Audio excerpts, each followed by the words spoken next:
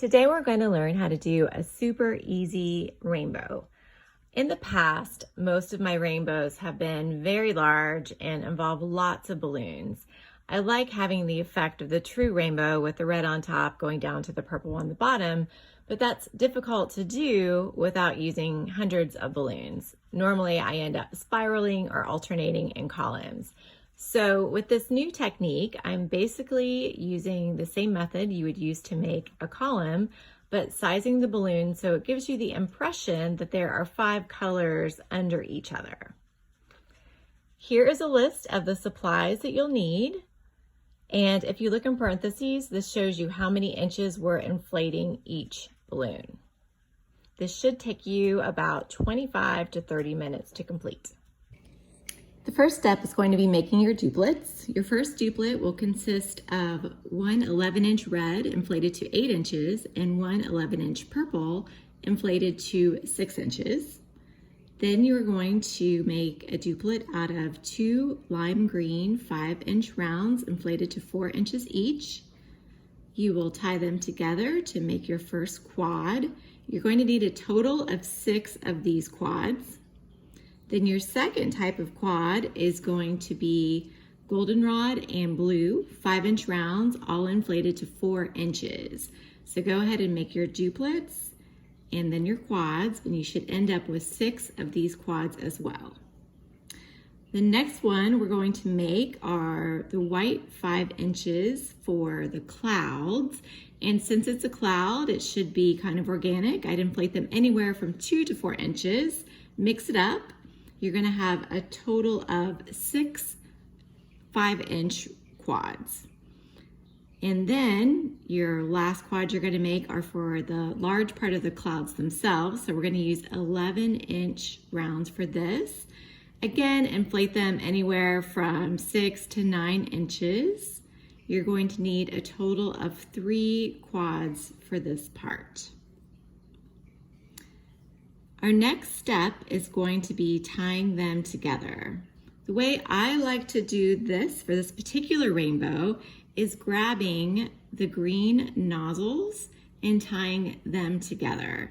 So you're going to start with that first quad that is purple, red, and green, and you're going to run that green nozzle up through your blue and yellow quad to your next purple, green, and red quad.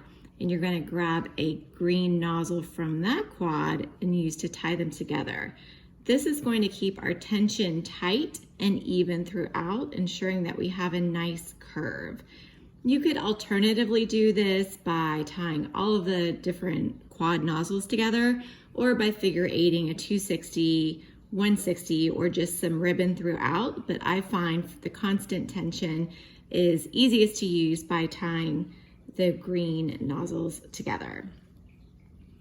So once you get them all tied, you should be seeing our nice tidy rainbow. You may need to kind of organize it just to make sure you've got the red, goldenrod, green, blue, and purple all in order.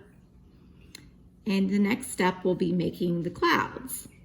So what I like to do for this part is take your quads made of your 11-inch white balloons, take 2 of those and connect them together.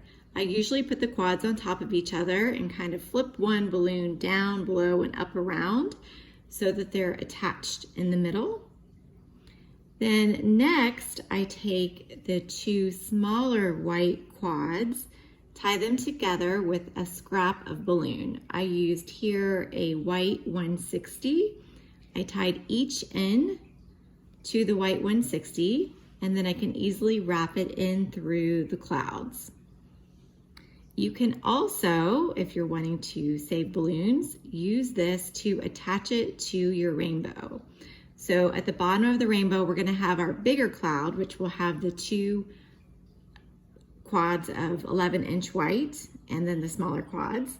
And you can just kind of wrap it in around the blue and yellow quad until it's tight. Or you can also use ribbon or 160 to do this separately. I like doing it all in one just to save balloons. You're going to repeat this step with the opposite end, but this time I'm only using one big white quad. This makes our smaller cloud. a little lighter weight so that the structure can support itself.